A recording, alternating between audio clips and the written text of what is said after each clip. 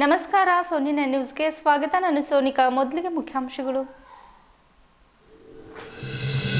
ಪ್ರಧಾನಮಂತ್ರಿ ನರೇಂದ್ರ ಮೋದಿ ಅವರ ಎದುರು ಕಾಂಗ್ರೆಸ್ ಪಕ್ಷದ ನಾಯಕರು ಜನಮನ್ನಣೆ ಕಳೆದುಕೊಂಡಿದ್ದಾರೆ. ಮಾಜಿ ಸಿಎಂ ಹಾಲಿ ಸಚಿವ ಜಗದೀಶ್ ಶೆಟ್ಟರ್ ಮತ್ತು ಬಿ ಶ್ಯಾಮ್ ಸುಂದರ್ ಅವರ 112ನೇ ಜನ್ಮದಿನಾಚರಣೆ ಕಾರ್ಯಕ್ರಮದಲ್ಲಿ ಮೂಢನಂಬಿಕೆಗಳಿಂದ ದೂರವಿರಲು ಮೂಲ ಭಾರತೀಯಗಳಿಂದ ನಡೆಸಿದ್ದಾರೆ.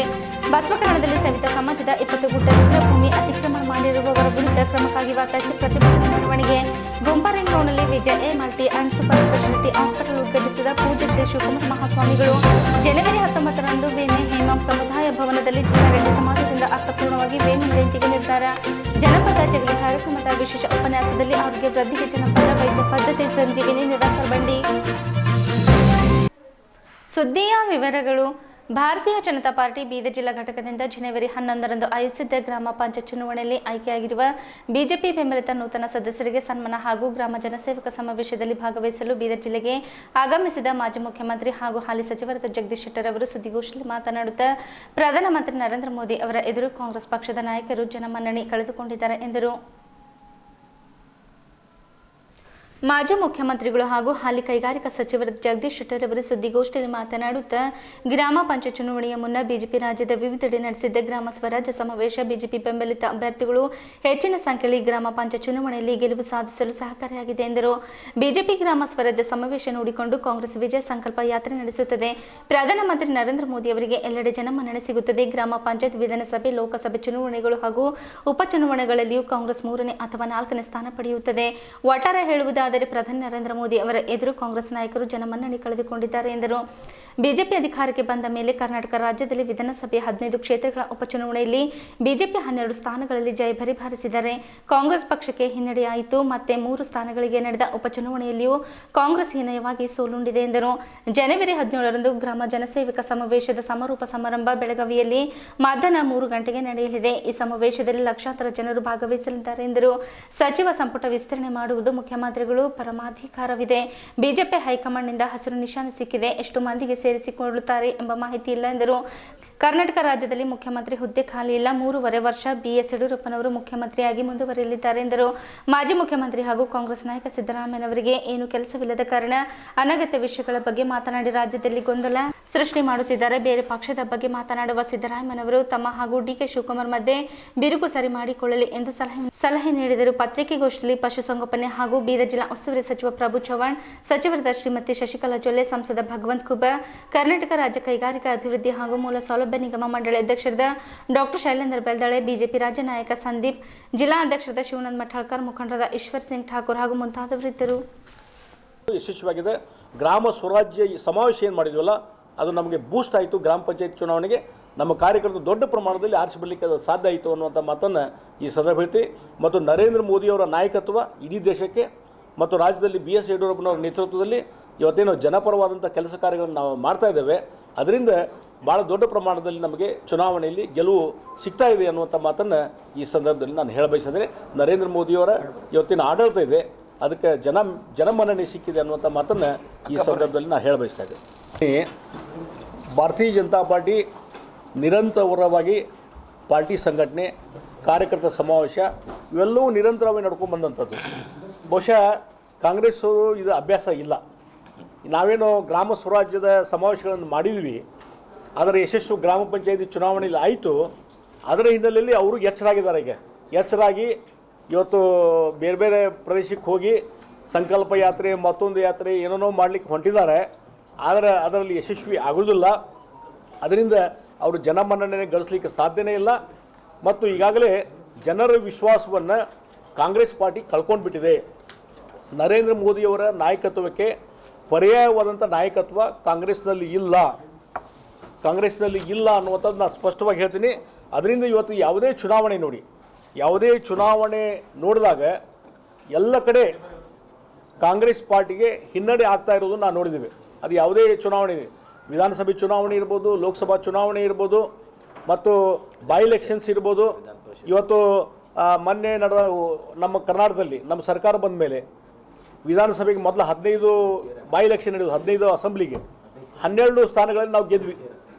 ಮೊನ್ನೆ ಇತ್ತೀಚೆಗೆ ನಡೆದಂಥ ಚುನಾವಣೆ ಕಾಗವಾಡ ಇವೆಲ್ಲ ಹಿಡಿದ್ರೆ ಅಲ್ಲಿಯೂ ಸಹಿತ ಆಲ್ಮೋಸ್ಟ್ ಎಲ್ಲ ಕಡೆ 100% ಶಿರಾ ಎಲ್ಲ ಕಡೆನೂ BJP ಮುಗಿಸ್ತೀನಿ ಹೇಳ್ತೀನಿ, BJP ಜೈವೇರಿಯನ್ನು ಬಾರಿಸಿದೆ ಅನ್ನುವಂಥ ಮಾತನ್ನು ಹೇಳ್ತೀನಿ. ಕಾಂಗ್ರೆಸ್ಸು ನಾಯಕತ್ವ ಜನರ ವಿಶ್ವಾಸವನ್ನು ಕಳ್ಕೊತಾ ಇದೆ. ಮತ್ತು ಈಗೇನು ನಾವು ಸಮಾವೇಶ ಮಾಡ್ತಿದ್ವಿ, ಜನಸೇವಕ ಸಮಾವೇಶ, ಇದನ್ನು ಸಮಾರೋಪ ಒಂದು ದೊಡ್ಡ ಕಾರ್ಯಕ್ರಮವನ್ನು ನಾವು ಮಾಡ್ತಾಯಿದ್ದೇವೆ ಬೆಳಗಾವಿಯಲ್ಲಿ ಜನವರಿ 17ನೇ ತಾರೀಕಿಗೆ ಮಧ್ಯಾಹ್ನ 3 ಗಂಟೆಗೆ ನಮ್ಮ ಹಿಂದಿನ ರಾಷ್ಟ್ರೀಯ ಅಧ್ಯಕ್ಷರಾದಂಥ ಮತ್ತು ಈಗಿನ ಗೃಹ ಸಚಿವರಾದಂಥ ಅಮಿತ್ ಶಾ ಅವರ ನೇತೃತ್ವದಲ್ಲಿ ಈ ಒಂದು ಸಮಾವೇಶ ಬೆಳಗಾವಿಯಲ್ಲಿ ನಡೀತಾ ಇದೆ. 17ನೇ ತಾರೀಕಿಗೆ ಮಧ್ಯಾಹ್ನ 3 ಗಂಟೆಗೆ ಲಕ್ಷಾಂತರ ಜನ ಆ ಕಾರ್ಯಕ್ರಮದಲ್ಲಿ ಭಾಗವಹಿಸಿದ್ದಾರೆ. ಹೀಗಾಗಿ ಇವತ್ತು ಭಾರತೀಯ ಜನತಾ ಪಾರ್ಟಿ ದೊಡ್ಡ ಪ್ರಮಾಣದಲ್ಲಿ ಇವತ್ತು ಕರ್ನಾಟಕದಲ್ಲಿ ರಾಜಕೀಯ ಶಕ್ತಿಯಾಗಿ ಬೆಳೆದದು. ನೋಡಿ, ಇದು CM ಅವರ ಪರಮಾಧಿಕಾರ ಮತ್ತು ನಿನ್ನೆ ಅವರು ಕೇಂದ್ರದ ವರಿಷ್ಠನ ಜೊತೆ ಮಾತಾಡಿ ಬಂದಿದ್ದಾರೆ. ಬಂದ ಮೇಲೆ ಬೆಂಗಳೂರಿನಲ್ಲಿ ಹೇಳಿದ್ದಾರೆ ಅವರು ಎಕ್ಸ್ಪಾನ್ಷನ್ ಮಾಡ್ತೀನಿ ಅನ್ನುವಂಥದ್ದು. 6 ಜನನೋ 7 ಜನ ಅನ್ನುವಂಥದ್ದು ಇವತ್ತು ಹೇಳ್ತೀನಿ ಅಂದಿದ್ದಾರೆ ಅವರು. ಬಹುಶಃ ಅದು ಮಾಹಿತಿಯನ್ನು ಅವರು ಒದಗಿಸ್ಕೊಡ್ತಾರೆ.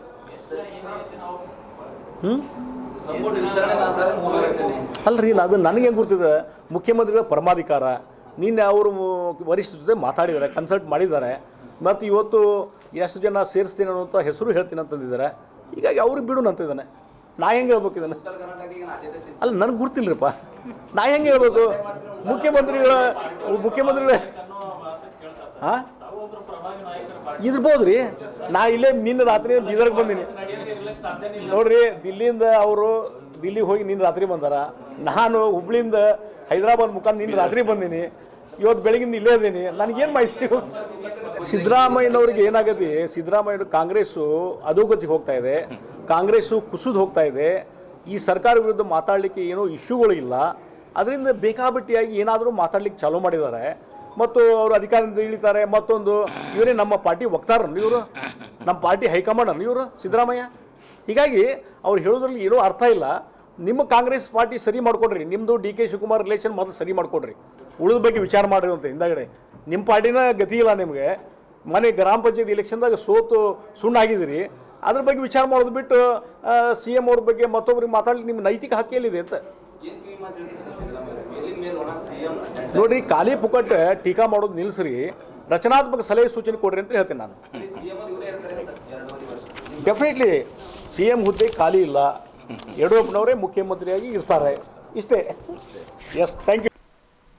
ಬಿ ಶ್ಯಾಮಸುಂದರ್ ಅವರ ಜನ್ಮದಿನಾಚರಣೆ ಸಮಿತಿ ಹಾಗೂ ಅಭಿಮಾನಿಗಳ ಬಳಗದ ವತಿಯಿಂದ ನಿನ್ನೆ ಬೀದರ್ನಗರದ ಡಾಕ್ಟರ್ ಚನ್ನಬಸವ ಪಟ್ಟದೇವರ ಜಿಲ್ಲಾ ರಂಗಮಂದಿರದ ಶ್ರೇಯಸ್ಕರ್ ಅವರ ವೇದಿಕೆಯಲ್ಲಿ ಬಿ ಶ್ಯಾಮಸುಂದರ್ ಅವರ 112ನೇ ಜನ್ಮದಿನಾಚರಣೆ ಕಾರ್ಯಕ್ರಮ Mahatma Jyotiba Phule, Savitribai Phule, doctor BR Ambedkar, B Shyamsundar ಮತ್ತು ಕ್ಯಾನ್ಶರಾಮ್ರವರ ಭಾವಚಿತ್ರಗಳಿಗೆ ಮಾಲಾರ್ಪಣೆಗೈದು ಜ್ಯೋತಿ ಬೆಳಗಿಸುವ ಮೂಲಕ ನರಸಿಂಗ್ ರಾವ್ ಹೈದರಾಬಾದ್ ಅವರು ಉದ್ಘಾಟಿಸಿದರು. ಈ ಸಂದರ್ಭದಲ್ಲಿ ಬಿ ಶ್ಯಾಮಸುಂದರ್ ಅವರ ಸೋದರಳಿಯ ನರಸಿಂಗ್ ರಾವ್ ಹೈದರಾಬಾದ್ ಅವರು ಮಾತನಾಡುತ್ತಾ, ಮೂಲ ಭಾರತೀಯರು ಮೂಢನಂಬಿಕೆಗಳಿಗೆ ಅಂಟಿಕೊಂಡಿರುವ ಕಾರಣ ಮಾಹಿತಿ ತಂತ್ರಜ್ಞಾನ ಯುಗದಲ್ಲಿಯೂ ಶೋಷಣೆಗೊಳಗಾಗುತ್ತಿದ್ದೇವೆ. ಆದ್ದರಿಂದ ಮೂಲ ಭಾರತೀಯರು ಮೂಢನಂಬಿಕೆಗಳಿಂದ ದೂರವಿರಬೇಕು. ಅಲ್ಲದೆ ಮೂಲ ಭಾರತೀಯರು ತಮ್ಮ ಮಕ್ಕಳ ಶಿಕ್ಷಣಕ್ಕೆ ಹೆಚ್ಚಿನ ಆದ್ಯತೆ ನೀಡಬೇಕೆಂದು ಮೂಲ ಭಾರತೀಯರಿಗೆ ಕರೆ ನೀಡಿದರು. ಕಾರ್ಯಕ್ರಮದ ಅಧ್ಯಕ್ಷತೆ ವಹಿಸಿದ ರಾಷ್ಟ್ರೀಯ ಮೂಲ ನಿವಾಸಿ ಸಂಘದ ರಾಷ್ಟ್ರೀಯ ಅಧ್ಯಕ್ಷ ತಾರಾರಾಮ್ ಮೆಹ್ನಾ ಅವರು, ಬಿ ಶ್ಯಾಮಸುಂದರ್ ಅವರು ದಲಿತ ಚಳುವಳಿಯ ನಾಯಕರೇ, ಮೂಲ ಭಾರತೀಯ ಚಳುವಳಿಯ ನಾಯಕರೇ ಅಥವಾ ಹೈದರಾಬಾದ್ ಮುಕ್ತಿ ಸಂಗ್ರಾಮದಲ್ಲಿ ಬಿ ಶ್ಯಾಮಸುಂದರ್ ಅವರ ಪಾತ್ರ ವಿಷಯ ಕುರಿತು ಮೊದಲ ಗೋಷ್ಠಿಯಲ್ಲಿ ವಿಶೇಷ ಉಪನ್ಯಾಸ ನೀಡುತ್ತಾ, ಬಿ ಶ್ಯಾಮಸುಂದರ್ ಅವರು ದಕ್ಷಿಣ ಭಾರತ ಅಂಬೇಡ್ಕರ್ ಆಗಿದ್ದಾರೆ. ಅಲ್ಲದೆ ಅವರು ರಾಷ್ಟ್ರೀಯ ಜನನಾಯಕರು. ಬಿ ಶ್ಯಾಮಸುಂದರ್ ಅವರು ದಲಿತ ಚಳುವಳಿಯ ನಾಯಕರಾಗಿದ್ದಾರೆ, ಮೂಲ ಭಾರತೀಯರ ನಾಯಕರಾಗಿದ್ದರು ಎಂದರು. ಬಿ ಶ್ಯಾಮಸುಂದರ್ ಅವರು ಉತ್ತರ ಪ್ರದೇಶದಲ್ಲಿ 1968ರಲ್ಲಿ ನಡೆಸಿದ ಅಲ್ಪಸಂಖ್ಯಾತರ ಸಮಾವೇಶದಲ್ಲಿ ಮುಸ್ಲಿಮರು ಭವಿಷ್ಯದಲ್ಲಿ ದಲಿತರಂತೆ ಶೋಷಣೆಗೊಳಗಾಗಲಿದ್ದಾರೆ, ಆಜ್ ಕಾ ಮುಸಲ್ಮಾನ್ ಕಲ್ ಕಾ ಹರಿಜನ್ ಎಂದು ಭವಿಷ್ಯ ನುಡಿದಿದ್ದು ಈಗ ನಿಜವಾಗುತ್ತದೆ ಎಂದರು. ಬಿ ಶ್ಯಾಮಸುಂದರ್ ಅವರು ನಿಜಾಂ ಆಡಳಿತದಲ್ಲಿ ಬಹುಹಿನರಿಗೆ ಭೂ ಮಾಲೀಕರನ್ನಾಗಿ ಮಾಡಿದರು. ಆದರೆ ಕೇಂದ್ರ ಸರ್ಕಾರ 3 ಕೃಷಿ ಕಾಯ್ದೆಗಳು ತಿದ್ದುಪಡಿ ಮಾಡುವ ಮೂಲಕ ರೈತರ ಕತ್ತು ಹಿಸುಕುವ ಕಾರ್ಯ ಮಾಡುತ್ತದೆ. ಉತ್ತರ ಭಾರತದಲ್ಲಿ ನಡೆಯುತ್ತಿರುವ ಚಳವಳಿಗೆ ಕೇಂದ್ರ ಸರ್ಕಾರ ದಿನಕ್ಕೊಂದು ಹೆಸರು ನೀಡುತ್ತದೆ. ಇಲ್ಲಿಯವರೆಗೆ ರೈತ ಚಳವಳಿಗಾರರೊಂದಿಗೆ ಕೇಂದ್ರ ಸರ್ಕಾರದ ಪ್ರತಿನಿಧಿಗಳು ನಡೆಸಿದ್ದ 9 ಸುತ್ತಿನ ಮಾತುಕತೆ ವಿಫಲಗೊಂಡಿದೆ ಎಂದರು. ರೈತ ಚಳವಳಿಗಾರರು 3 ಕೃಷಿ ತಿದ್ದುಪಡಿ ಕಾಯ್ದೆಗಳು ಹಿಂಪಡೆಯಬೇಕು ಎಂದು ಪಟ್ಟು ಹಿಡಿದಿದ್ದಾರೆ. ಇದಕ್ಕೊಪ್ಪಂದ ಕೇಂದ್ರ ಸರ್ಕಾರದ ಪ್ರತಿನಿಧಿಗಳು ಕೈ ಕಾಲು ಕಡಿಯುವುದಿಲ್ಲ, ಕಣ್ಣು ಕೀಳುವುದಿಲ್ಲವಾದರೂ ಕತ್ತು ಮಾತ್ರ ಕೊಯ್ಯುತ್ತವೆ ಎಂಬ ಮಾತುಗಳನ್ನಾಡುತ್ತಿದ್ದಾರೆ. ಅಲ್ಲದೆ ಕೃಷಿ ಕಾಯ್ದೆಗಳ ಸಂಶೋಧನೆ ಹೆಸರಿನಲ್ಲಿ ರೈತರ ಕತ್ತು ಹಿಸುಕಲು ಕೇಂದ್ರ ಸರ್ಕಾರ ಸಜ್ಜಾಗಿದೆ ಎಂದರು. ಮಾಜಿ ಶಾಸಕ ಜುಲ್ಫಿಕರ್ ಹಾಸ್ಮಿ ಅವರು ಮಾತನಾಡುತ್ತಾ, ಶೇರ್ ಎ ದಖನ್ ಎಂಬ ಬಿರುದು ಪಡೆದಿರುವ ಬಿ ಶ್ಯಾಮಸುಂದರ್ ಅವರು ದಕ್ಷಿಣ ಭಾರತದ ಅಂಬೇಡ್ಕರ್ ಎಂದರೆ ತಪ್ಪೇನಿಲ್ಲ. ಶೋಷಿತ ವರ್ಗಗಳ ಏಕತೆಗಾಗಿ ಹಾಗೂ ಏಳಿಗೆಗಾಗಿ ಹೋರಾಟ ಮಾಡಿದ ಮಹಾನ್ ವ್ಯಕ್ತಿಯಾಗಿದ್ದರು ಎಂದರು. ಬಿ ಶ್ಯಾಮಸುಂದರ್ ಅವರು ಭಾಲ್ಕಿ ದ್ವಿದಂಸ ವಿಧಾನಸಭಾ ಮತಕ್ಷೇತ್ರದಿಂದ ಶಾಸಕರಾಗಿ ಆಯ್ಕೆಯಾಗಿದ್ದರು. ಅಲ್ಲದೆ ನಿಜಾಂ ಆಡಳಿತದಲ್ಲಿ ಸಂಪುಟ ದರ್ಜಿ ದರ್ಜೆ ಸಚಿವರಾಗಿ ಕಾರ್ಯನಿರ್ವಹಿಸಿದ್ದಾರೆ ಎಂದರು. ಬೀದರ್ ಲೋಕಸಭಾ ಚುನಾವಣೆಯಲ್ಲೂ ಸ್ಪರ್ಧಿಸಿದರು. ಡಾಕ್ಟರ್ ಬಿಆರ್ ಅಂಬೇಡ್ಕರ್ ಅವರಿಗೆ ಕಾಂಗ್ರೆಸ್ ಸೋಲಿಸಿದಂತೆ ಬಿ ಶ್ಯಾಮಸುಂದರ್ ಅವರನ್ನು ಸೋಲಿಸಲು ಪ್ರಧಾನಮಂತ್ರಿ ಜವಾಹರಲಾಲ್ ನೆಹರು ಅವರು ಬೀದರ್ ಜಿಲ್ಲೆಗೆ ಆಗಮಿಸಿ ಚುನಾವಣಾ ಪ್ರಚಾರ ನಡೆಸಿದ್ದು ಎಂದರು ಹೇಳಿದರು. ಕಲ್ಯಾಣ ಕರ್ನಾಟಕ ಭಾಗದ ನಾಯಕರಾದ ಮಾಜಿ ಮುಖ್ಯಮಂತ್ರಿ ದಿವಂಗತ ಎನ್ ಧರಣ್ ಸಿಂಗ್ ಅವರು ಬಿ ಶ್ಯಾಮಸುಂದರ್ ಅವರ ಚುನಾವಣಾ ಏಜೆಂಟರಿಗಾಗಿ ಕಾರ್ಯನಿರ್ವಹಿಸಿದ್ದಾರೆ. ಅಲ್ಲದೆ ಚುನಾವಣೆಯಲ್ಲಿ ಕರಪತ್ರಗಳು ಹಂಚಿದ್ದಾರೆ. ಈ ಭಾಗದ ಅನೇಕ ಕಾಂಗ್ರೆಸ್ ಪ್ರಮುಖರು ಬಿ ಶ್ಯಾಮಸುಂದರ್ ಅವರ ಗರಡಿಯಲ್ಲಿ ಪಳಾಗಿದ್ದಾರೆ ಎಂದರು. ಸಮಾಜ ಕಲ್ಯಾಣ ಇಲಾಖೆ ಉಪನಿರ್ದೇಶಕ ಪ್ರೇಮ್ ಸಾಗರ್ ದಾಂಡೇಕರ್ ಅವರು ಮಾತನಾಡುತ್ತಾ, ನಿಜಾಮ್ ಆಡಳಿತದಲ್ಲಿ ಮಂತ್ರಿಯಾಗಿದ್ದ ಬಿ ಶ್ಯಾಮಸುಂದರ್ ಅವರು ಆ ಕಾಲದಲ್ಲಿಯೇ 1 ಕೋಟಿ ರೂಪಾಯಿ ಅನುದಾನವನ್ನು ಶಿಕ್ಷಣಕ್ಕೆ ಮೀಸಲಿಡಲು ನಿಜಾಮನ ಮನವೊಲಿಸಿದರು. ಅಲ್ಲದೆ ಈ ಭಾಗದಲ್ಲಿ 28 ವಸತಿ ನಿಲಯಗಳು ಆರಂಭಿಸಿ ಮೂಲ ಭಾರತೀಯ ವಿದ್ಯಾರ್ಥಿಗಳ ವಿದ್ಯಾಭ್ಯಾಸಕ್ಕೆ ಅನುಕೂಲ ಹಾಗೂ ಬಹಿನರಾಗಿದ್ದ ಮೂಲ ಭಾರತೀಯಗಳಿಗೆ ಗೈರಣಿ ಭೂಮಿ ನೀಡುವ ಮೂಲಕ ಒಕ್ಕಲುತ ಮಾಡಲು ಅವಕಾಶ ಮಾಡಿಕೊಟ್ಟ ಶ್ರೇಯಸ್ಸು ಬಿ ಶ್ಯಾಮಸುಂದರ್ ಅವರಿಗೆ ಸಲ್ಲುತ್ತದೆ ಎಂದರು. ಸಮಾಂತರ ಭಾರತ ನಿರ್ದೇಶಕ ಎಸ್ ವರುಣ್ ಕುಮಾರ್ ಅವರು ಮಾತನಾಡುತ್ತಾ, 5 ಕೋಟಿ ರೂಪಾಯಿ ವೆಚ್ಚದಲ್ಲಿ ಡಾಕ್ಟರ್ ಬಿಆರ್ ಅಂಬೇಡ್ಕರ್ ಅವರ ಸಮಗ್ರ ಸಾಹಿತ್ಯವನ್ನು 12 ಖಂಡಗಳಲ್ಲಿ ಮುದ್ರಣ ಮಾಡಲು ಉದ್ದೇಶಿಸಲಾಗಿದೆ. ಈ ಕಾರ್ಯವನ್ನು 1-2 ವರ್ಷಗಳಲ್ಲಿ ಪೂರ್ಣಗೊಳಿಸಲಾಗುವುದು ಎಂದರು. ಬಿ ಶ್ಯಾಮಸುಂದರ್ ಅವರ ಜನ್ಮ ದಿನಾಚರಣೆ ಸಮಿತಿ ಹಾಗೂ ಅಭಿಮಾನಿಗಳ ಬಳಗದ ಅಧ್ಯಕ್ಷರಾದ ಮಹಾದೇವ್ ಕಂಬಳೆ ಅವರು ಪ್ರಾಸ್ತಾವಿಕವಾಗಿ ಮಾತನಾಡುತ್ತಾ, ಎಚ್ ಶ್ರೇಯಸ್ಕರ್ ಅವರು ಬಿ ಶ್ಯಾಮಸುಂದರ್ ಅವರ ಸಮಗ್ರ ಸಾಹಿತ್ಯವನ್ನು ಒಂದು ಕಡೆ ಸಂಗ್ರಹಿಸಿಕೊಟ್ಟಿದ್ದಾರೆ. ಅದಕ್ಕಾಗಿ ಈ ವೇದಿಕೆಗೆ ಎಚ್ ಶ್ರೇಯಸ್ಕರ್ ಅವರ ಹೆಸರು ಇಡಲಾಗಿದೆ ಎಂದರು. ಈ ಸಂದರ್ಭದಲ್ಲಿ ಸೈಯದ್ ಮಕ್ಸೂದ್ ಮತ್ತು ವರುಣ್ ಕುಮಾರ್ ಅವರ ಸಂಗ್ರಹ ಸಂಪಾದನೆ ಉರ್ದು ಭಾಷೆಯಿಂದ ಕನ್ನಡಕ್ಕೆ ಕಿಶನ್ ರಾವ್ ದೀನೆ ಅವರು ಅನುವಾದ ಮಾಡಿರುವ ಬಿ ಶ್ಯಾಮಸುಂದರ್ ಜೀವನದಲ್ಲಿ ನಡೆದ ಘಟನೆಗಳು, ಭಾಷಣಗಳು, ಸಂದರ್ಶನಗಳು, ಲೇಖನಗಳ ಸಂಗ್ರಹ ಪುಸ್ತಕ, ಮಿನಿ ಡೈರಿ, ಕ್ಯಾಲೆಂಡರ್ ಅನ್ನು ಬಿಡುಗಡೆ ಮಾಡಲಾಯಿತು. ಈ ಕಾರ್ಯಕ್ರಮದಲ್ಲಿ ವಿಶೇಷ ಅತಿಥಿಗಳಾಗಿ ಪಂಜಾಬ್ನಿಂದ ಆಗಮಿಸಿದ ದಾದಾ ಸಾಹೇಬ್ ಕ್ಯಾನ್ಸಿರಾಮ್ ಅವರ ಸೋದರಳಿಯ ಪ್ರಬಲ್ ಸಿಂಗ್, ಕಲಬುರ್ಗಿ ವಿಶ್ವವಿದ್ಯಾಲಯದ ಪ್ರಾಧ್ಯಾಪಕ ವಿ.ಟಿ. ಕಾಂಬ್ಳೆ, ಸಂವಿಧಾನ ರಕ್ಷಣಾ ಸಮಿತಿಯ ಮಹಾಪ್ರಧಾನ ಕಾರ್ಯದರ್ಶಿ ಅನಿಲ್ ಕುಮಾರ್ ಬೆಲ್ದಾರೆ, ಬಿ ಶ್ಯಾಮಸುಂದರ್ ಅವರ ಒಡನಾಡಿನ ಪ್ರಕಾಶ್ ಮೂಲಭಾರತಿ, ಭಾಮ್ಸೇಫ್ ಕೇಂದ್ರ ಕಾರ್ಯಕಾರಿಣಿ ಸದಸ್ಯ ಬಿ.ಬಿ. ಮೇಶ್ರಾ, ಮುಂಬೈ ಭಾಮ್ಸೇಫ್ ರಾಷ್ಟ್ರೀಯ ಅಧ್ಯಕ್ಷ ಬಿ.ಡಿ. ಬೋರ್ಕರ್, ವಿಧಾನ ಪರಿಷತ್ ಮಾಜಿ ಸದಸ್ಯರಾದ ಮಾರುತಿ ಡಿ ಮಾಲೆ, ಹೈದರಾಬಾದ್ ವಿಧಾನ ಪರಿಷತ್ ಸದಸ್ಯರಾದ ಸೈಯದ್ ಅಮೀನ್ ಜಾಫ್ರಿ, ಅಣ್ಣಬಾವು ಸಾಟೆ ರವರ ಮರಿಮೊಮ್ಮಗ ವಿಲಾಸ್ ಸಾಟೆ, ಕ್ಯಾನ್ಸಿರಾಮ್, ಭಾಮ್ಸೇಫ್ ಹರಿಯಾಣದ ರಾಷ್ಟ್ರೀಯ ಅಧ್ಯಕ್ಷ ಮಣಿರಾಮ್, ಮಾವಳಿ ಶಂಕರ್, ಸೈಯದ್ ಮಕ್ಸೂದ್, ಪ್ರೊಫೆಸರ್ ಅನ್ವರ್ ಖಾನ್, ವಿಠಲ್ ದಾಸ್ ಪ್ಯಾಗೆ, ರಮೇಶ್ ಡಾಕುಳ್ಗಿ ಸೇರಿದಂತೆ ಮಹಿಳೆಯರು, ಮಕ್ಕಳು ಹಾಗೂ ಬಿ ಶ್ಯಾಮಸುಂದರ್ ಅವರ ಅನುಯಾಯಿಗಳು ಅನೇಕರು ಇದ್ದರು. आज जो है श्याम सुंदर साहब के 112 जयंती मनाने के लिए हम सब इकट्ठा हुए हैं. उनके माता पिता को भी याद करना वो हमारा धर्म बनता है. उनके पिताजी माणिक्यम थे और माँ का नाम सुब्बम्मा था. वो पिताजी जो है निज़ाम ग्रांटेड स्टेट रेलवे में पुलिस का काम करते थे. वैसा उन्होंने हैदराबाद आना हुआ और हैदराबाद में उन्होंने एजुकेशन प्राप्त किए, BA LLB भी पढ़े और पॉलिटिकल साइंस पढ़ के जो है पॉलिटिक्स में आए हैं. उन्होंने इतनी सादगी ज़िंदगी गुजारे हैं जिसका मिसाल देना हमें बहुत ही कठिन होता है. तो ये आज हम लोग पूरी तरह से यहाँ इस मंच से ये ऐलान करते हैं कि आज से हमारे महापुरुष बी श्याम सुंदर जी राष्ट्रीय महापुरुष बन चुके हैं. उन्हें राष्ट्रीय महापुरुष का दर्जा मिल चुका है. ये कोई साधारण मंच नहीं है. मैं बताना चाहूंगा विषय पर थोड़ी सी बात आपको कि अगर उनका मूवमेंट, देखो ये पॉलिसी होती है, शब्दों का निर्माण हमारा दुश्मन करता है, हम नहीं करते. शब्दों का निर्माण बाबा साहब अंबेडकर और उसके बाद कांसीराम जी के साथ में खत्म हो गया. ज्योतिबा फूले ने बहुत सारे शब्दों का निर्माण किया. बाबा साहब अंबेडकर ने तो पूरा का पूरा डिक्शनरी ही लिख डाला. मान्यवर कांसीराम साहब ने भी बहुजन जैसा शब्द दिया. यह भी एक शब्द निर्माण का काम था. लेकिन उसके बाद में लगता है कि शब्द निर्माण का काम जो है बंद हो गया और हम लोगों ने भी दुश्मनों के दिए हुए शब्दों को ही फॉलो करना शुरू कर दिया. मैं ये बात पूरे दावे के साथ कहता हूं कि हमारे किसी भी महापुरुष, चाहे श्याम सुंदर जी से लेकर कांसीराम साहब से लेकर के जितने भी महापुरुष हुए हैं, चाहे पेरिया रामास्वामी हो, चाहे और भी नाम गिनने में बहुत समय लग जाएगा, उन महापुरुषों ने कहीं पर भी दलित शब्द का इस्तेमाल नहीं किया है. सिरेशकर साहब को यहाँ पर याद किया है. मुझे भी श्याम सुंदर जी के बारे में सबसे पहले सिरेशकर साहब ने छोटी सी किताब दी थी. उसके बाद सिरेशकर साहब ने बी श्याम सुंदर जी की वो किताब जिसका नाम द बर्न है, उसके बाद वो भू देवताओं का मैनिफेस्टो मैंने पढ़ा तो तो बाबा साहब का आंदोलन समझ में आया। और मुझे फख्र इस बात का है कि पूरे साउथ इंडिया में पहला मुसलमान हो जो जय भीम के नारे के साथ एक बार विधानसभा देख चुका है। साथियों, बी श्याम सुंदर जी का 112वीं जयंती हम लोगों ने मनाने का तय किया। तो इस कार्यक्रम के मंच का नाम हम लोगों ने एच सुरेशकर का नाम दिए है। एच सुरेशकर वो आंदोलन के साथी थे कि बी श्याम सुंदर जी के जितने भी लिटरेचर था उन्होंने कलेक्ट करके रखा था, और वो लिटरेचर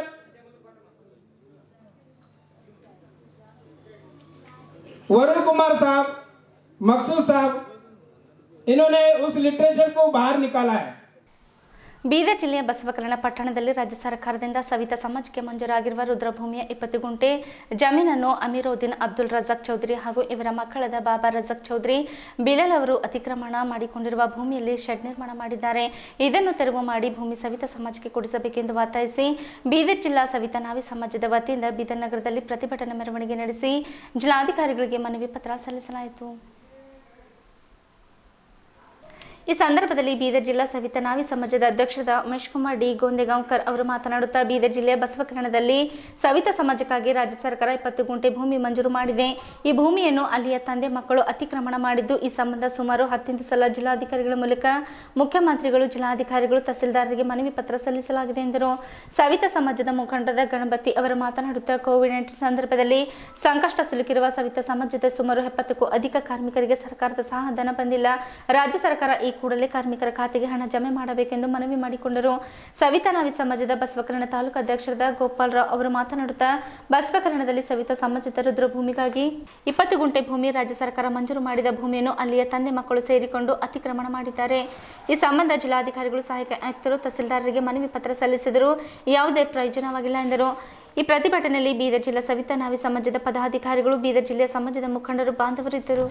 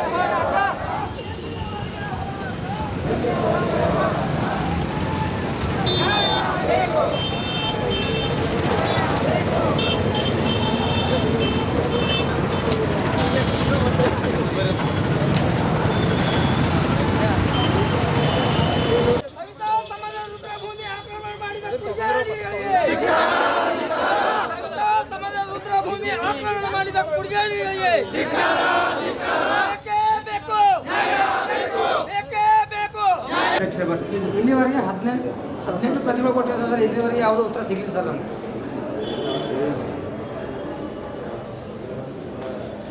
ಮಾನನೀಯ ರಾಮಚಂದ್ರ ಅವರು DC ಅವರೇ, ನಮ್ಮ ಸಮಾಜದ ಮೇಲೆ 15 ವರ್ಷದಿಂದ ದಬ್ಬಾಳಿಕೆಯಿಂದ ನಮ್ಮ ಸಮಾಜಕ್ಕೆ ಇಡೀ ಜಿಲ್ಲೆಯಲ್ಲಿ ಒಂದೇ ಕೊಟ್ಟಿರುವಂಥ ರುದ್ರ ಭೂಮಿಯನ್ನು ಬೇರೆ ಒಬ್ಬ ಅನ್ಯ ಜಾತಿಯನ್ನು ಕಬ್ಜಾ ಮಾಡಿ ಇವತ್ತು ನಮ್ಮ ಮೇಲೆ ದೌರ್ಜನ್ಯ ಮಾಡುತ್ತಿದ್ದಾರೆ. ಅದರ ಸಲುವಾಗಿ ನಾವು ಸುಮಾರು ಒಂದು 15 ಸಲ ನಿಮ್ಮ ಮುಖಾಂತರ ಹಾಗೂ ಯಡಿಯೂರಪ್ಪನವ್ರಿಗೆ ಕೊಟ್ಟೆವು, ತಹಸೀಲ್ದಾರರವ್ರಿಗೆ ಕೊಟ್ಟೆವು, ನಿಮಗೆ ಕೂಡ ಕೊಟ್ಟೆವು. ನಮಗೆ ಇನ್ನೂ ನ್ಯಾಯ ಸಿಕ್ಕಿಲ್ಲ. ಅದು ಕಬ್ಬಳಿಕೆ ಮಾಡಿ ಅಲ್ಲಿ ನಾವು ಹೋದ್ರಂಬೋದು ನಮಗೆ ಹೊಡೆದು ಓಡ್ಸೋಕ್ಕೆ ಕೋಶಿಶ್ ಮಾಡತ್ತಾರ. ತಂದೆ ಮಕ್ಕಳು ಕಲ್ತು ಅದರ ಸಲುವಾಗಿ ನಿಮ್ಮಲ್ಲಿ ನಾವು ಬಂದಿದ್ದೆವು ಕಿ ನಮಗೆ ನ್ಯಾಯ ಕೊಡಿಸ್ಕೊಡ್ತೀರಂತ. ಅದ್ರ ಸಲುವಾಗಿ ದಯಮಾಡಿ ಆ ಜಾಗ ಖಾಲಿ ಮಾಡಿ ಸುತ್ತಮುತ್ತ ಕಾಂಪೌಂಡ್ ಕಟ್ಸ್ಕೊಡ್ಬೇಕಂದು ತಮ್ಮಲ್ಲಿ ಕಳಕಳಿಯ ವಿನಂತಿ. ನಮ್ಮ ಹಿರಿಯರು ಸಮಾಜ ಸಂಘಟನೆ ಮಾಡ್ಕೊತ ಬಂದು ಬೀದರ್ ಜಿಲ್ಲೆಯಲ್ಲಿ ಹುಟ್ಟಿ ಬೆಳೆದು ಇಲ್ಲೇ ಕೆಲಸ ಮಾಡ್ಕೊತಂದು ದಿನಗಳಿತ ಇವರು ಸಮಾಜ ಕೆಲಸ ಸೇವೆ ಅಂತಂದು ಸತತವಾಗಿ ದುಡಿಯುತ್ತಾ ಇಲ್ಲಿವರೆಗೆ ಬಂದು ಸೇವೆ ಮಾಡುತ್ತಿದ್ದ ಹೊರ ರಾಜ್ಯಗಳಿಂದ ಬಂದು ಬಂಡಾಯಶಾಹಿಗಳು ದುಕಾನ್ ಹಾಕುತ್ತಾ ಹಾಗೂ ಹಳ್ಳಿ ಕಡೆಗೂ ಕೂಡ ಮುಸ್ಲಿಮರು ದುಕಾನ್ ಹಾಕುತ್ತಾ ಇಲ್ಲಿನ ಜನರು ಇಲ್ಲಿನ ನಾಯಕರು ಅವರನ್ನು ಬೆಂಬಲ ಕೊಟ್ಟು ಅವ್ರಿಗೆ ದುಡ್ಡು ಕೊಟ್ಟು ದುಡ್ಡಿನ ವ್ಯವಸ್ಥೆ ಮಾಡಿ ಅವರನ್ನು ದುಕಾನ್ ಹಾಕ್ಬಿಡ್ತಾ ಅದ್ರ ಕಡೆಯಿಂದ ಆ ದುಕಾನು ಹಳ್ಳಿ ದುಕಾನ್ ತೆಗಿಬೇಕಂತೇಳಿ ಹೊರ ರಾಜ್ಯಗಳದೆಲ್ಲ ನಾವು ಆಗ್ರಹಿಸ್ತೀವಿ. ಸಂತೆ ಕ್ಷೌರಿಕ ಅಂಗಡಿ ಸಹಾಯಧನಕ್ಕಾಗಿ ಮಂಜೂರು ಆಗಿರುವ ಇಲ್ಲಿಯವರೆಗೆ 70 ಜನರಿಗೆ ಅಕೌಂಟ್ ನಂಬರ್ಗೆ ಜಮಾ ಇನ್ನೂ ಆಗಿರಲಿಲ್ಲ. ಅದಕ್ಕಾಗಿ ನಮ್ಮ ಸಮಾಜದಲ್ಲಿ ಉಳಿದಿರ್ತಕ್ಕಂಥ 70 ಜನರಿಗೆ ಅಕೌಂಟ್ ಜಮಾ ಆಗಿರುವುದಿಲ್ಲ. ಅದಕ್ಕಾಗಿ ನಮ್ಮ ಸಮಾಜದ ಕೋವಿಡ್-19ನಲ್ಲಿ ಅಸ್ತವ್ಯಸ್ತವಾಗಿರ್ತಾರೆ. ಅದಕ್ಕಾಗಿ ಅವರಿಗೆ ಸಹಾಯಧನ ಇಲ್ಲಿವರೆಗೆ 70 ಜನರದು ಸಹಾಯಧನ ಇಲ್ಲದ ಕ್ಷೌರಿಕದವರಿಗೆ ಅನುದಾನ ಹಾಕ್ಬೇಕಂದೇಳಿ ಜಿಲ್ಲಾ ನ್ಯಾಯಾಧಿಕಾರಿಗಳ ಮೇಲೆ ಕೇಳ್ಕೊತಿದ್ದೇವೆ. ಇಲ್ಲಿಯವರೆಗೆ ಬಸವ ಕಲ್ಯಾಣ ತಾಲೂಕಿನ 2 ವರ್ಷದ ಕೆಳಗೆ ಸರ್ ಮಾನ್ಯ ತಹಸೀಲ್ದಾರರು 20 ಗುಂಟೆ ಜಮೀನು ನಮ್ಮ ಸಮುದಾಯಕ್ಕೆ ಭೂಮಾಪನ ಮಾಡಿ ಕೊಟ್ಟಿರ್ತಾರೆ. ಆದರೆ ಅವನು ಸತತವಾಗಿ ಆ ಕಿಡಿಗೇಡಿ ಸತತವಾಗಿ ನಮ್ಮ ಸಮಾಜದ ಮೇಲೆ ಅನ್ಯಾಯ ಮಾಡ್ಕೋತಾ ದಿನನಿತ್ಯ ರಾತ್ರಿ ಬೋಲ್ಡೇಜರ್ ಹಚ್ಚಿ ಅದು ಹಚ್ಚಿ ಸಾಫ್ ಮಾಡ್ಕೊತಾನೆ ಹೊಟ್ಟೆ ಸರ್. ಅದಕ್ಕಾಗಿ ಇಲ್ಲಿವರೆಗೆ ನಾವು ಸಮಾಜದಿಂದ ಎಷ್ಟು ಹೋರಾಟ ಮಾಡಿದ್ರು ನಮಗೆ ಎಲ್ಲಿಂದೂ ಸಹಾಯ ಆಗ್ತಿಲ್ಲ. ಅದಕ್ಕಾಗಿ ದಯಮಾಡಿ ಇದು ನಮ್ಮ ಕೆಲಸ ಮಾಡಿಕೊಡ್ಬೇಕಂತ ತಮ್ಮಲ್ಲಿ ಕೇಳ್ಕೊತೇನೆ. ಆದರೆ ಶಂಶಾನ್ ಭೂಮಿ ಅತಿಕ್ರಮಣ ಮಾಡಕತ್ರ ಬೇರೆಯವರು. ಅದಕ್ಕೆ ಎಷ್ಟೋ ಸಲ ನಾವು AC ಸಾಹೇಬರಿಗೆ, DC ಸಾಹೇಬರಿಗೆ ಮತ್ತು ತಹಸೀಲ್ದಾರ್ ಅವರಿಗೆ ಎಲ್ಲರಿಗೂ ಲೆಟ್ರ್ ಕೊಟ್ಟಿದ್ದೀವಿ. ಆದರೆ ಅದು ಕೆಲಸ ಆಗಿಲ್ಲ. ನಮಗೆ ಯಾವುದೂ ಕೆಲಸ ಆಗಿಲ್ಲ. ಆದ ಕಾರಣ ನಾವು ಬೀದರ್ ಜಿಲ್ಲಾ ಎಲ್ಲ ಕಡೆಯಿಂದ ಜನ ಬಂದಿದ್ದೀವಿ. ಇದು ನ್ಯಾಯ ಆಗಲೇಬೇಕು. ಆಗಲಿಲ್ಲ ಅಂದರೆ ಮತ್ತೆ ನಾವು ಭೂಕರ್ತನ ಕೂಡ್ತೀವಿ ಅಲ್ಲಿ ಉಪ ಸತ್ಯಾಗ್ರಹ. ಆದ ಕಾರಣ ತಾವು ಬಂದು ನಮ್ಮ ಬೇಡಿಕೆ ಏನಿದ್ದು ಕೇಳಿಕೊಂಡು ನಮಗೆ ಸಹಾಯ ಮಾಡಿ. ಬೀದರ್ ನಗರದ ಶ್ರೀ ಸಿದ್ದರೂಢ ಮಠದ ಸಮೀಪ ಗುಂಪಾ ರಿಂಗ್ ರೋಡ್ನಲ್ಲಿ ನೂತನವಾಗಿ ನಿರ್ಮಾಣ ಮಾಡಿರುವ Vijay MLT and super speciality ಆಸ್ಪತ್ರೆಯನ್ನು ಶ್ರೀ ಸಿದ್ದರೂಢ ಮಠದ ಪರಮ ಪೂಜ್ಯ ಶ್ರೀ ಶಿವಕುಮಾರ ಮಹಾಸ್ವಾಮಿಗಳು ಚಾಲನೆ ನೀಡಿ ಡಾಕ್ಟರ್ ವಿಜಯ ಹತ್ತಿ ಅವರ ನೇತೃತ್ವದಲ್ಲಿ ಹಾಸ್ಪಿಟಲ್ ಚೆನ್ನಾಗಿ ನಡೆಯಲಿ ಎಂದು ಶುಭ ಹಾರೈಸಿದರು. ಈ ಸಂದರ್ಭದಲ್ಲಿ ಬೀದರ್ ನಗರದ ಶ್ರೀ ಸಿದ್ದರೂಢ ಮಠದ ಪರಮ ಪೂಜ್ಯ ಶ್ರೀ ಶಿವಕುಮಾರ ಮಹಾಸ್ವಾಮಿಗಳು ಮಾತನಾಡುತ್ತಾ ಬೀದರ್ ನಗರದ ಗುಂಪಾರ್ ಪರಿಸರದಲ್ಲಿ ಅನೇಕ ಆಸ್ಪತ್ರೆಗಳಿವೆ, ಆದರೆ ಅತ್ಯಾಧುನಿಕ ಸೌಲಭ್ಯಗಳುಳ್ಳ ಆಸ್ಪತ್ರೆಗಳಿಲ್ಲ. ಈ ಆಸ್ಪತ್ರೆಯ ಮೂಲಕ ಜನರಿಗೆ ಆರೋಗ್ಯ ಭಾಗ್ಯ ಸಿಗಲಿ ಹಾಗೂ ಡಾಕ್ಟರ್ ಹತ್ತಿ ಕುಟುಂಬಕ್ಕೆ ವೈದ್ಯಕೀಯ ರಂಗದಲ್ಲಿ ಇನ್ನಷ್ಟು ಪ್ರಗತಿ ಸಾಧಿಸಲಿ ಎಂದು ಶುಭ ಹಾರೈಸಿದರು.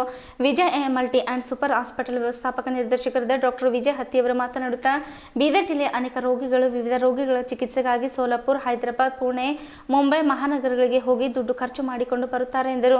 ಕಡಿಮೆ ಖರ್ಚಿನಲ್ಲಿ ಬೀದರ್ ಜಿಲ್ಲೆಯ ಜನರಿಗೆ ಉತ್ತಮ ಚಿಕಿತ್ಸೆ ನೀಡುವ ಉದ್ದೇಶದಿಂದ ಆಸ್ಪತ್ರೆಯನ್ನು ಸ್ಥಾಪನೆ ಮಾಡಲಾಗಿದೆ ಎಂದರು. ಈ ಆಸ್ಪತ್ರೆಯಲ್ಲಿ ಬೀದರ್ ಜಿಲ್ಲೆಯಲ್ಲಿ ಪ್ರಪ್ರಥಮ ಬಾರಿ IVF ಕೇಂದ್ರ ಸ್ಥಾಪನೆ ಮಾಡಲಾಗಿದೆ. Mother hood filling, the test baby care centre, kidney ಚಿಕಿತ್ಸೆ ಅಲ್ಲದೆ ಲೇಸರ್ ಚಿಕಿತ್ಸೆ ಸಹ ನೀಡಲಾಗುವುದು ಎಂದರು. ಈ ಕಾರ್ಯಕ್ರಮದಲ್ಲಿ ಹತ್ತಿ ಪರಿವಾರದವರು, ಆಸ್ಪತ್ರೆ ಸಿಬ್ಬಂದಿಗಳು ಇದ್ದರು.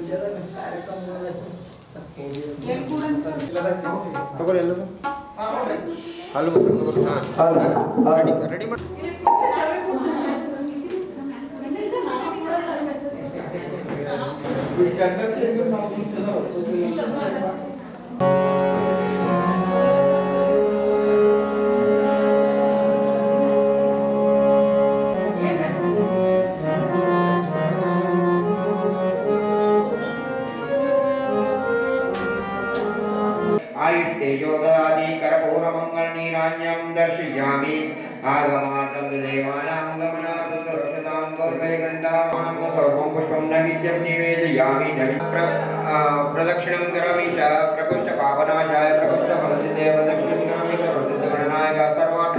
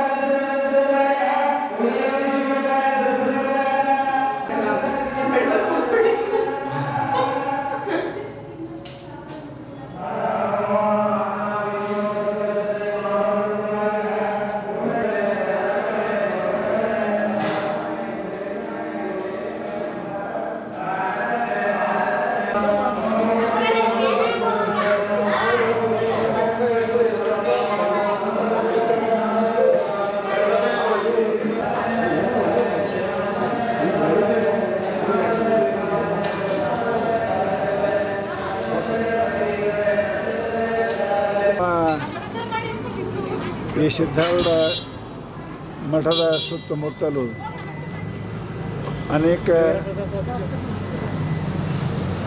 ಹಾಸ್ಪಿಟ್ಲ್ ಇದ್ದರೂ ಕೂಡ ಎಲ್ಲ ವ್ಯವಸ್ಥೆಯಿಂದ ಕೂಡಿಕೊಂಡಿರ್ತಕ್ಕಂಥ ಆಸ್ಪತ್ರೆಯಲ್ಲಿ ಇರಲಿಲ್ಲ.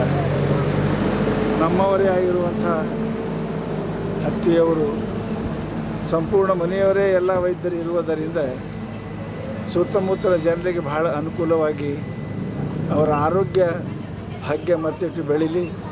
ಸದ್ಗುರು ಸಿದ್ಧಾರೂಢ ಮಹಾಸ್ವಾಮಿಗಳು ಹತ್ಯೆ ಕುಟುಂಬಕ್ಕೆ ಸದಾ ಆಶೀರ್ವಾದ ಮಾಡಲಿ ಅಂತ ಮನಸ ನಾವು ಅವರಿಗೆ ಆಶೀರ್ವಾದ ಮಾಡ್ತೀವಿ. ಇಲ್ಲಿ ಮೇನ್ಲಿ ಸೂಪರ್ ಸ್ಪೆಷಾಲಿಟಿ ನಾವು ಕಾನ್ಸಂಟ್ರೇಟ್ ಮಾಡ್ತಾ ಇದ್ದೀವಿ. ಇನ್ಫರ್ಟಿಲಿಟಿ ಮತ್ತು urology and cardiology mainly. Actually ಬೀದರಿಂದ ಭಾಳ ಜನ ಸರೌಂಡಿಂಗ್ ಮೆಟ್ರೋ ಸಿಟೀಸಿಗೆ ಭಾಳ ಹೋಗ್ತಾಯಿದ್ದಾರೆ, ಸೋಲಾಪುರ, ಹೈದರಾಬಾದು.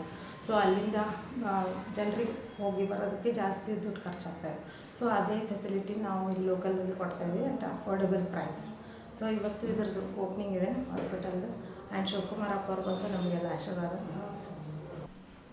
ಬೀದರ್ ನಗರದ ಅಮಲಾಪುರ ರಸ್ತೆಯಲ್ಲಿರುವ ಹೇಮರೆಡ್ಡಿ ಮಲ್ಲಮ್ಮ ಮಂದಿರದ ಸಭಾಂಗಣದಲ್ಲಿ ಜನವರಿ 10ರಂದು ಕರೆಯಲಾದ ಬೀದರ್ ಜಿಲ್ಲೆಯ ರೆಡ್ಡಿ ಸಮಾಜದ ಪ್ರಮುಖರ ನೇತೃತ್ವದಲ್ಲಿ ನಡೆದ ಪೂರ್ವಭಾವಿ ಸಿದ್ಧತಾ ಸಭೆಯಲ್ಲಿ ಜನವರಿ 19ರಂದು ಶ್ರೀ ವೇಮನ ಜಯಂತಿಯನ್ನು ಅರ್ಥಪೂರ್ಣವಾಗಿ ಆಚರಿಸಲು ನಿರ್ಧಾರ ಮಾಡಲಾಯಿತು. ಬೀದರ್ ನಗರದಲ್ಲಿ ಜನವರಿ 19ರಂದು ಅರ್ಥಪೂರ್ಣವಾಗಿ ವೇಮನ ಜಯಂತಿ ಆಚರಿಸಲು ನಿರ್ಧರಿಸಲಾಗಿದೆ ಎಂದು ರೆಡ್ಡಿ ಸಮಾಜ ನಿರ್ಧರಿಸಿದೆ. ಈ ಸಂದರ್ಭದಲ್ಲಿ ರೆಡ್ಡಿ ಸಮಾಜದ ಜಿಲ್ಲಾ ಘಟಕದ ಕಾರ್ಯದರ್ಶಿ ಗೋಪಾಲ್ ರೆಡ್ಡಿ ಅವರು ಮಾತನಾಡುತ್ತಾ, ಜನವರಿ 19ರಂದು ಅಮಲಾಪುರ ರಸ್ತೆಯಲ್ಲಿ ಇರುವ ಶಿವಶರಣ ಹೇಮರೆಡ್ಡಿ ಮಲ್ಲಮ್ಮ ಮಂದಿರದಲ್ಲಿ ವೇಮನ ಜಯಂತಿ ಸೇರಿದಂತೆ ವಿವಿಧ ಕಾರ್ಯಕ್ರಮಗಳನ್ನು ಆಯೋಜಿಸಲು ಪೂರ್ವಭಾವಿ ಸಿದ್ಧತಾ ಸಭೆಯಲ್ಲಿ ತೀರ್ಮಾನಿಸಲಾಗಿದೆ ಎಂದರು. ಬೀದರ್ ಜಿಲ್ಲೆಯಲ್ಲಿ ನಡೆದ ಗ್ರಾಮ ಪಂಚಾಯತಿ ಚುನಾವಣೆಯಲ್ಲಿ ಆಯ್ಕೆಯಾದ ರೆಡ್ಡಿ ಸಮಾಜದ ಪ್ರತಿನಿಧಿಗಳು ಬಡ್ತಿ ಹಾಗೂ ಸೇವಾ ನಿವೃತ್ತಿ ಹೊಂದಿದ ನೌಕರರನ್ನು ಸನ್ಮಾನಿಸಲಾಗುವುದು ಎಂದರು. ಸಮಾಜದ ಪಂಚಾಯತ್ ನೂತನ ಸದಸ್ಯರು ಶಿವನಗರದಲ್ಲಿರುವ ಶಿವಶರಣ ಹೇಮರೆಡ್ಡಿ ಮಲ್ಲಮ್ಮ ಬ್ಯಾಂಕ್ ಅಥವಾ ಬ್ಯಾಂಕ್ ಅಧ್ಯಕ್ಷರು ಹಾಗೂ ಗೌರವಾಧ್ಯಕ್ಷ ಸಂಗ್ರಾಮ ರೆಡ್ಡಿ ಹುಣಸಗೇರಿ, ಮೊಬೈಲ್ ನಂಬರ್ 9035128751 ಮತ್ತು 8073637536 ಅವರನ್ನು ಸಂಪರ್ಕಿಸಬಹುದು ಎಂದರು. ಪೂರ್ವಭಾವಿ ಸಿದ್ಧತಾ ಸಭೆಯಲ್ಲಿ ರೆಡ್ಡಿ ಸಮಾಜದ ಜಿಲ್ಲಾ ಘಟಕದ ಗೌರವಾಧ್ಯಕ್ಷ ಸಂಗ್ರಾಮ ರೆಡ್ಡಿ ಹುಣಸಗೇರಿ, ಉಪಾಧ್ಯಕ್ಷ ಚಂದ್ರಶೇಖರ್ ರೆಡ್ಡಿ, ಮುಖಂಡರಾದ ಶರಣಪ್ಪ ರೆಡ್ಡಿ, ಸುಭಾಷ್ ರೆಡ್ಡಿ, ವಿಜಯಕುಮಾರ್ ರೆಡ್ಡಿ, ಗೋವಿಂದ ರೆಡ್ಡಿ, ಪೆಂಡರೆಡ್ಡಿ, ಸಂಜು ರೆಡ್ಡಿ, ಆಣದೂರ್ ಬಲವಂತ್ ರೆಡ್ಡಿ, ಶ್ರೀನಿವಾಸ ರೆಡ್ಡಿ, ರಾಜರೆಡ್ಡಿ, ಜಗನ್ನಾಥ್ ರೆಡ್ಡಿ, ವೆಂಕಟರೆಡ್ಡಿ ಮೊದಲಾದವರಿದ್ದರು. ನಿವೃತ್ತಿ ಹೊಂದಿದ ರೆಡ್ಡಿ ಸಮಾಜದ ಬಾಂಧವರಿಗೂ ಮತ್ತು ಬಡ್ತಿ ಹೊಂದಿದವರಿಗೂ ಮತ್ತು ಮೋಸ್ಟ್ ಮಂದಿ ಇಲ್ಲೇ ಬರೋ ಡಿ ಸಿ ಆಫೀಸ್ ಎಲ್ಲರೂ ಬರ್ಬಿಡಲ್ಲ. ಡಿ ಸಿ ಆಫೀಸ್ಗೆ ಯಾರು 4 ಮಂದಿ ಹೊರ್ತಾರೆ, ಇಲ್ಲೇ ಬರಬೇಕು. ಸರ್ ಟೈಮ್ 9 ಗಂಟೆ ಅಲ್ಲಿ ಪೂಜಾ ನಂತರ ಅಲ್ಲಿ ಪೂಜೆ 9 ಗಂಟೆ.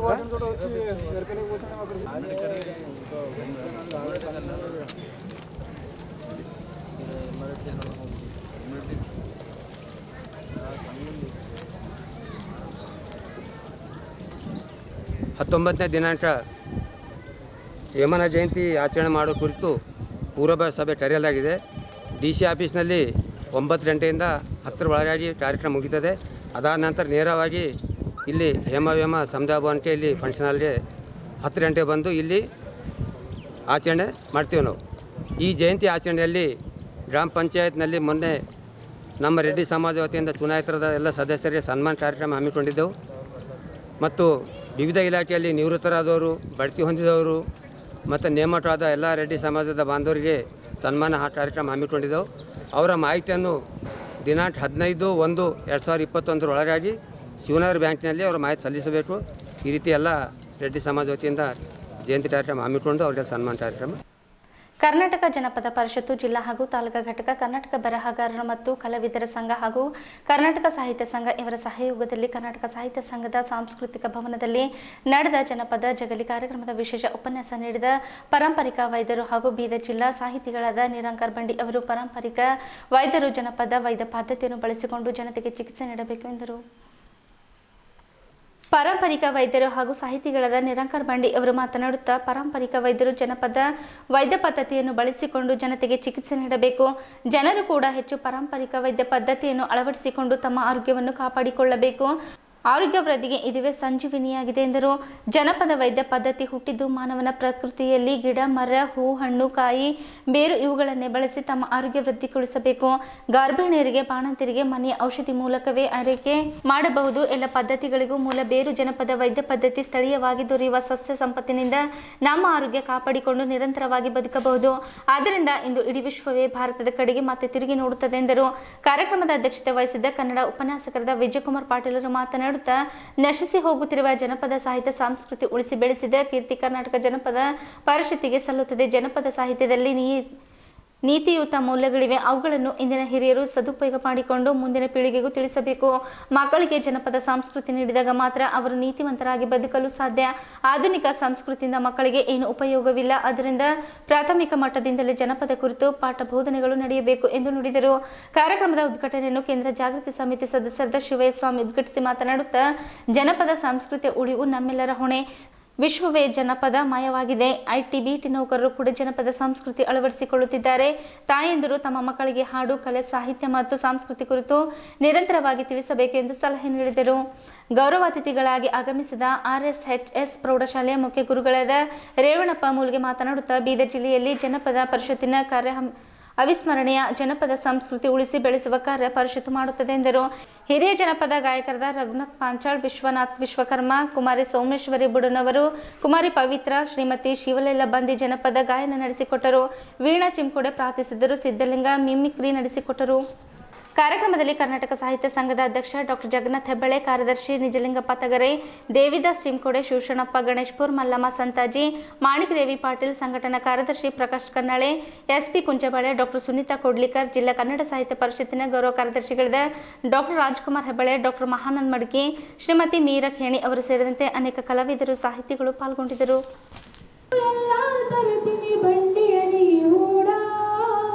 ಮುತ್ತಿನಂಥ ಹೆಂಡತಿ ನೀನು, ನಾವಿಬ್ಬರು ಜೋಡ, ನಾವಿಬ್ಬರು ಜೋಡ. ಆನಂದ ಪರಮಾನಂದ ಇದೆಲ್ಲ ದೇವರ ಕೃಪೆಯಿಂದ. ಆನಂದ ಪರಮಾನಂದ ಇದೆಲ್ಲ ದೇವರ ಕೃಪೆಯಿಂದ. ಆತನ ಪಾದಕ್ಕೆ ನಮಿಸೋಣ, ಜೀವನ ಮುಕ್ತಿ ಪಡೆಯೋಣ. ಆತಕ್ಕೆ ಪಾದಕ್ಕೆ ನಮಿಸೋಣ, ಜೀವನ ಮುಕ್ತಿ ಪಡೆಯೋಣ.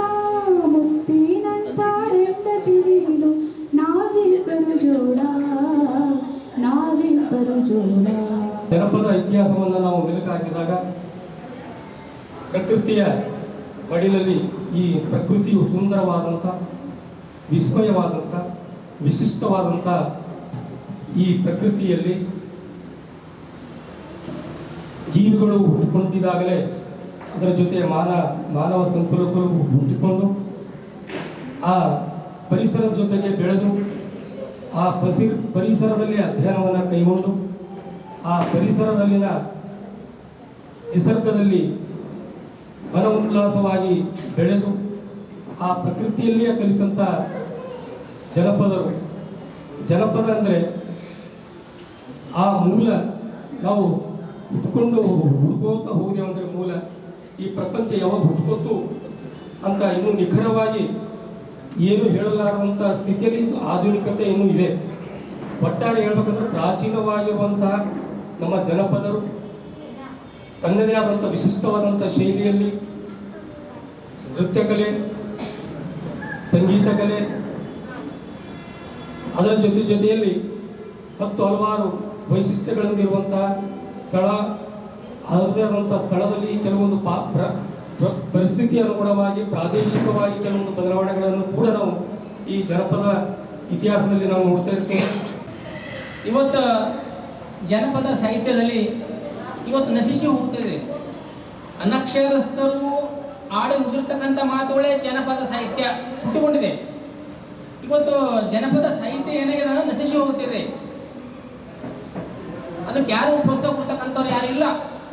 ಇವತ್ತು ಬೀದರ್ ಜಿಲ್ಲೆಯಲ್ಲಿ ಜನಪದ ಸಾಹಿತ್ಯ ಇವತ್ತು ಉಳ್ಕೊಂಡ್ರಂದ್ರೆ ಇವತ್ತು ಕಾರಣಕರ್ತರು ಯಾರಾದರೂ ಇದ್ದರು. ಇವತ್ತು ಜಗನ್ನಾಥ್ ಹೆಬ್ಬಳೆಯವರು ಕೂಡ ಹೆಮ್ಮೆಯನ್ನು ನಾವು ಇವತ್ತು ಅದೇ ಅವ್ರ ಹೆಜ್ಜೆ ನೋಡ್ತಕ್ಕಂಥ ನಮ್ಮ ರಾಜ್ಕುಮಾರ್ ಹೆಬ್ಬಳೆ ಅವರು ಇವತ್ತು ಬ್ರಿಮ್ಸ್ ಕಾಲೇಜಿನಲ್ಲಿ ಸೇವೆಯನ್ನು ಸಲ್ಲಿಸ್ತಾ ಇದ್ದಾರೆ. ಇವತ್ತು ಕನ್ನಡ ಸಾಹಿತ್ಯ ಎಲ್ಲ ಕವಿಗಳ ಜ್ಞಾನಪೀಠ ಪುರಸ್ಕೃತರ ಫೋಟೋಗಳನ್ನು ಆ ಮೆಡಿಕಲ್ ಕಾಲೇಜಲ್ಲಿ ಹಾಕಿದ್ದಾರೆ. ಕನ್ನಡ ರಾಜ್ಯೋತ್ಸವ ಕಾರ್ಯಕ್ರಮ ಅದ್ಭುತವಾಗಿ ಮಾಡ್ತಾರೆ. ಆ ಶ್ರೇಯಸ್ ರಾಜಕುಮಾರ್ ಹೆಬ್ಬಳ್ಳಿ ಅವ್ರು ಸಿಗ್ತು. ಬೇರೆ ಮೆಡಿಕಲ್ ಕಾಲೇಜಲ್ಲಿ ನಾವು ನೋಡೋದಿಲ್ಲ. ಆದ್ರೆ ಜನಪದ ಸಾಹಿತ್ಯ ಇವತ್ತು ಏನಾಗಿದೆಪ್ಪ ಅಂದ್ರೆ ನಾವೆಲ್ಲರೂ ಮರ್ತೋಗಿದ್ದೇವೆ, ಬಿಟ್ಟು ಹೋಗಿದ್ದೇವೆ ಅಲ್ಲಿ. ಅದಕ್ಕೆ ಜನಪದ ಸಾಹಿತ್ಯ ತಾಯಿ ಹೇಳ್ತಾಳೆ ಒಂದು ಕಡೆ ಏನ ಆಚಾರ ಕರಸಾಗು, ಪ್ರೀತಿಗೆ ಪ್ರಭುವಾಗು, ಮಾತಿನಲ್ಲಿ ಚೂಡಮಣಿಯಾಗು, ಜಗಕ್ಕೆ ಜ್ಯೋತಿ ಆಗು ನನ್ನ ಕಂದ ಅನ್ನುವಂಥ ಮಾತನ್ನು ತಾಯಿ ಹೆಮ್ಮೆಯಿಂದ ಹೇಳ್ತಾಳೆ. ಆ ತಾಯಿ ಆಶೆ ಇರುತ್ತೆ, ನನ್ನ ಮಗ ಜಗತ್ತಿಗೆ ಜ್ಯೋತಿ ಆಗಬೇಕು. ಯಾವ ತಂದೆ ತಾಯಿ ನನ್ನ ಮಗ ಹಾಳಾಗ್ಲಿ, ನನ್ನ ಮಗ ಕೆಟ್ಟವನಾಗ್ಲಿ ಅಂತ ಯಾರೂ ಬಯಸೋದಿಲ್ಲ. ತನ್ನ ಮಗ ಎಷ್ಟೇ ಹೆಂಗಿದ್ರು ಕೂಡ ನನ್ನ ಮಗ ಒಳ್ಳೆಯವನೇ ಅಂತ ಹೇಳ್ಕೊತಾವ. ಆ ಜನಪದ ಸಾಹಿತ್ಯ ವ್ಯಾಪ್ತಿ ಏನಂತಳ, ನನ್ನ ಮಗ ಅರಸನಾಗಬೇಕು, ನೀತಿಗೆ ಪ್ರಭು ಆಗಬೇಕು, ಜ್ಯೋತಿಯಾಗಿ ಮಗು ಅಂತ ತಿಳ್ಕೊಂಡು ಹೇಳ್ತಾವೆ. ಆದರೆ ಇವತ್ತಿನ ಮಕ್ಕಳು ಏನಾಗ್ತಾ ಇದ್ದಾರೆ ಅಂದ್ರೆ ಅದು ನಿಮಗೆ ಗೊತ್ತಿಲ್ಲ. ತಂದೆ ತಾಯಿ ಏನೋ ಆಸೆ ಕಟ್ಕೊಂಡಿರ್ತಾರ, ಇವತ್ತು ದುರ್ಗುಣ ದುಶ್ಚಟಕ್ಕೆ ಇವತ್ತು ಬಲಿ ಆಗ್ತಾ ಇದ್ದಾರೆ. ಇವತ್ತು ನಮಗೆ ಏನಾಗಿದೆ ಅಂದ್ರೆ ಕೇಳೋರ ಸಂಖ್ಯೆ ಬಹಳ ಕಡಿಮೆ ಆಗಿದೆ ರೀ. ಮೊದಲು ಒಂದು ಟೈಮ್ನಾಗ ನಾಟಕ ಆಗಲಿ ರಾತ್ರಿ ಬೆಳತನ ನೋಡ್ತಿದ್ರು. ಮೊದಲು ಒಂದು ಟೈಮ್ನಾಗ ಫಿಲ್ಮ್ ಚಲನಚಿತ್ರ ನಾವು 3 ಗಂಟೆ ಓಡ್ತಿದ್ದೆವು. ಈಗ ಏನಾಗ್ಯಾವ 3 ಗಂಟೆ ಹೋಗಿ ಅರ್ಧ ಗಂಟೆ ಧಾರಾವಾಹಿ ಎಲ್ಲರೂ ಮುಗಿಬಿದ್ದಿದ್ದೆವು. ನಮ್ಮಲ್ಲಿ ಬುದ್ಧಿಮಟ್ಟ ಹೆಚ್ಚಾಗಿದೆ, ವಿದ್ಯಾಮಟ್ಟ ಹೆಚ್ಚಾಗಿದೆ, ಬುದ್ಧಿಮಟ್ಟ ಕಡಿಮೆ ಆಗ್ತದೆ. ಇಲ್ಲಿವರೆಗೆ ಸುದ್ದಿ ಕೊಟ್ಟಿದ್ದು ನಾನು ಸೋನಿಕಾ. ಮುಂದಿನ ಸುದ್ದಿಯೊಂದಿಗೆ ಮತ್ತೆ ಭೇಟಿಗೋಣ. ವಂದನೆಗಳು.